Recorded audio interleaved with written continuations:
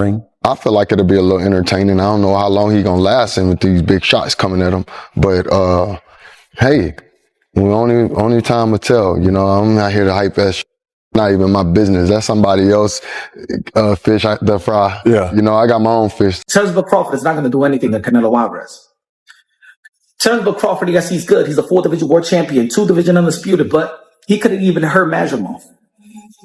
They think that Canelo is easy work because of the fact that he's flat-footed and he just kind of like, he does basic, I would say. He has basic skills, but he's really good at those basic fundamental skills. Charlo explains why he thinks Canelo will come out on top against Terence Crawford. He says the real test is whether Crawford can handle Canelo's power and non-stop pressure. Moving up in weight already puts Crawford at a disadvantage, making the challenge even harder. Analysts also point out that Crawford struggled to seriously hurt Majumov, who isn't anywhere near Canelo's level. While Crawford looked great against Errol Spence, Charlo stresses this is a completely different fight. Canelo is younger, more active, and a proven legend, making him the toughest opponent Crawford has ever faced. That never got in the ring with anything like a Terence Crawford. That never got in the ring with a former champion, with an elite fighter. And he couldn't hurt Majumov. Canelo Alvarez is no Errol Spence, ladies and gentlemen. I know that some of y'all are hyped because what Terence Crawford did an incredible performance and an incredible job versus Errol the True Spence that was supposed to be the big fish, that he turned the big fish into tuna fish on your outline, on your local supermarket. But Canelo Alvarez is not Errol Spence, my brothers. Canelo Alvarez is not Amir Khan. Canelo Alvarez is not Kelbrook. Canelo Alvarez is not Gamboa. Canelo Alvarez is not Felix Diaz. Canelo Alvarez is not Sean Porter. Canelo Alvarez is none of those guys, ladies and gentlemen. Canelo Alvarez is none of those guys. Canelo Alvarez is not the Mean Machine. Canelo Alvarez is Canelo Alvarez, regarded as one of the greats. And not just the Mexican greats. I don't like how y'all like try to put it. Oh no, he's the best Mexican, because you don't want to say that he's one of the greatest that ever laced him up. Canelo Alvarez is one of the greatest that ever laced him up. Has carried the sport of boxing on his shoulder. And let me say it like this: leading up to the fight, Canelo Alvarez is more active than Terence Crawford. Canelo Alvarez is more seasoned than Canelo Alvarez is more seasoned than Terence Crawford. He's younger than Terence Crawford. He's more active than Terence Crawford. His resume is better than Terence Crawford. The people that he's fought is better than Terence Crawford. He's fought every damn style. He's fought the best Russians at the time with Kovalev. He fought the best Asian in Kazakhstan and Triple G. Elbrook says he gives the edge to Canelo Alvarez in a fight with Terence Crawford. He believes Canelo is a completely different challenge from anyone Crawford has ever faced. While Crawford's win over Errol Spence was impressive, Brook points out it doesn't prepare him for Canelo's style. Canelo's power, experience, and success at higher weight classes make him stand out. According to Brook, Crawford has never been in the ring with someone who combines Canelo's strength, skill, and fight IQ, making this one of the toughest tests of his career. You've got to sway towards Canelo. Crawford's going to have to, move up. And, I knew when I boxed Golovkin, there's a big difference, especially with someone that, fighting a middleweight, a mediocre world champion's okay. But when you're fighting someone like, Canelo or Golovkin, it's a different kettle of fish, I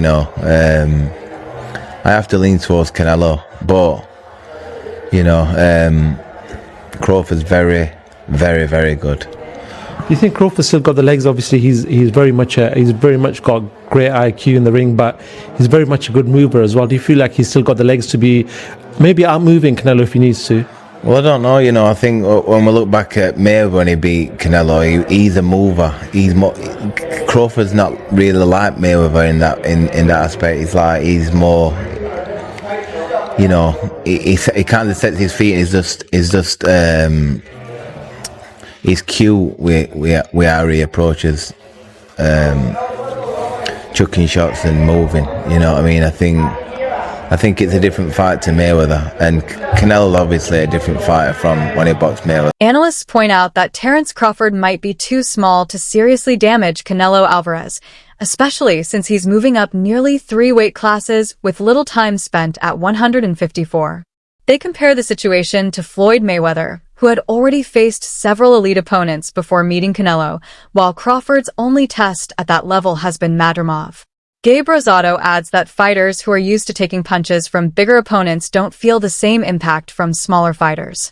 That raises the question, how will Crawford handle Canelo's size and strength? I think that Crawford may be too small to really impact and hurt Canelo Alvarez. He's moving up pretty much 3 weight classes, which is exactly what I said.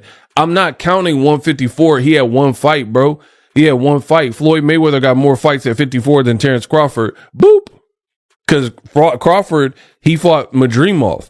Floyd fought De La Hoya, Cotto, and then he fought Canelo at 152. So you had an aging Floyd who fought more times at the higher weight class, and Bud looks to be a bigger dude than Floyd Mayweather, right? So when Floyd was 37, he moved to 52 and fought a much bigger Canelo. Crawford's 37. He fighting Madrimov with 11 fights. Not the same. It's not. I don't care what y'all talking about. The Bud Buddy's just going to have to be mad at me because truth is truth. So that's a valid question. And again, I'll be glad when this fight's over. Put it that way. I don't care who wins. May the best man win. I hope it's a double knockout. I already told y'all.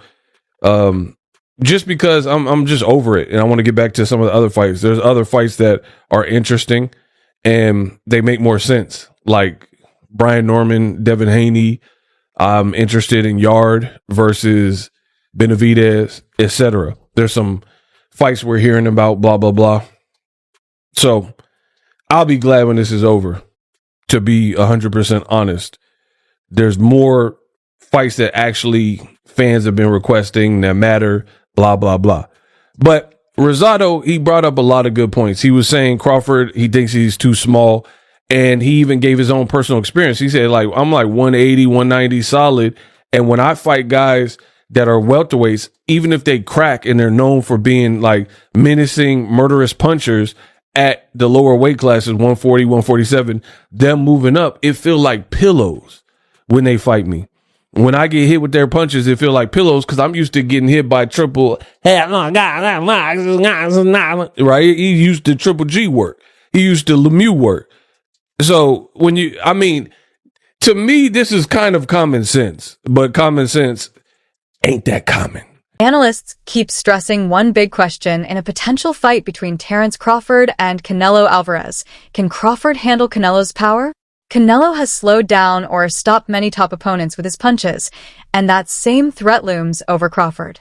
Some critics say Canelo looks flat-footed, but experts explain that his style is intentional. By staying planted, he uses balance, timing, and efficiency to make every shot count. For Crawford, defense and movement may help him avoid damage early on, but Canelo's patience usually leads to openings. When that happens, the real test will be whether Crawford can stay composed under pressure and absorb the punishment. Many believe the fight won't come down to who throws more punches, but whether Crawford's chin and body can survive Canelo's power.